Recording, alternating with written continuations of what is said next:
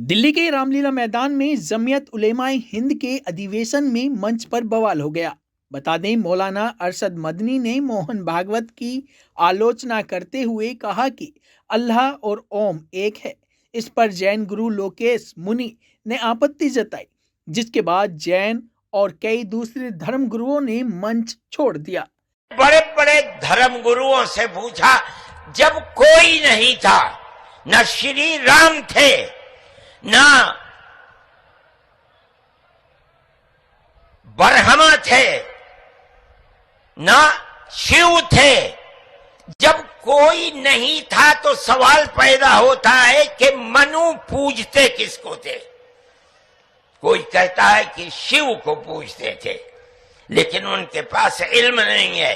बहुत कम लोग ये बताते हैं कि मनु कुछ नहीं था दुनिया में, वो ओम को पूजते थे। मैंने कहा ओम कौन है?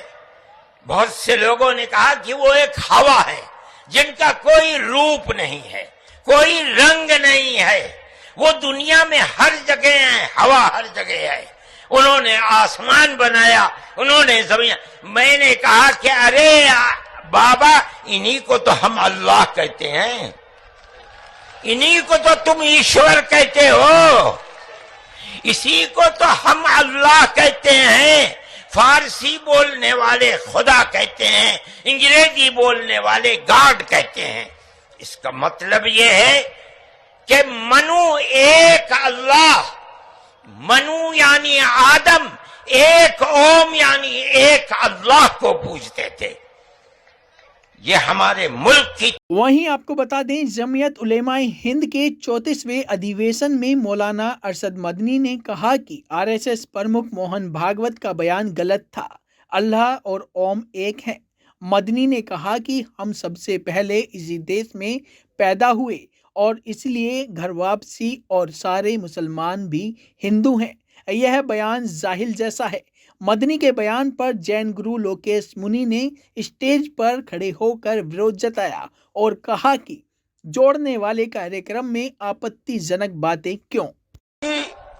हमारे सिख समाज से परमजीत सिंह चंडोक जी ने बड़ी प्यार मोहब्बत की बातें की, किंतु उसके बाद जो मदनी साहब का वक्तव्य हुआ, हम कोई उससे सहमत नहीं है। और मैं आपसे निवेदन करना चाहता हूं, हमें केवल जोड़ने की बात अगर करनी है, प्यार मोहब्बत की कीजिए। ये जितनी कहानी सुनाई है, अल्लाह मन्नू ये वो, उससे 4 गुना कहानी मैं सुना सकता हूं। मैं मदनी साहब, आप मेरे पिता तुल्य हैं, मैं आपको दावत देता हूं शास्त्रार्थ के लिए। आप दिल्ली आइए, आप मुझे सहारनपुर बुला लेंगे, मैं सहारनपुर आऊंगा। और आपको निवेदन करता हूं, जैन धर्म के 24वें तीर्थंकर भगवान महावीर हुए, और उससे पहले भगवान पार्श्व 23वें थे। और इष्टनेमी जो है योगीराज कृष्ण के चचेरे भाई थे, किंतु याद रखिए उससे पहले तीर्थंकर भगवान ऋषभ थे, जिनके पुत्र भरत और बाहुबली के आधार पर इस भारत देश का नाम पड़ा है। आप ऐसे नहीं मिटा सकते। आपने जो बात कही है, मैं सहमत नहीं हूं, और मेरे सारे सर्वधर्म के संत कोई इससे सहमत नहीं है। हम केवल सहमत हैं, आपस में मिलजुल के रहे, प्यार से रहे, मोहब्बत से रहे। और इसके सिवा ये जो कहानी ओ मन्नू अल्लाह उसकी औलाद, ये फालतू की बातें हैं। सारा पलीता लगा दिया एकता के सद्भावना के सम्मेलन को। आप लोग तशरीफ रखिए। देखिए,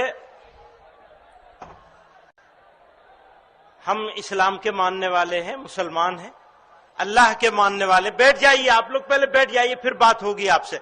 आप लोग बैठिए तसल्ली के साथ,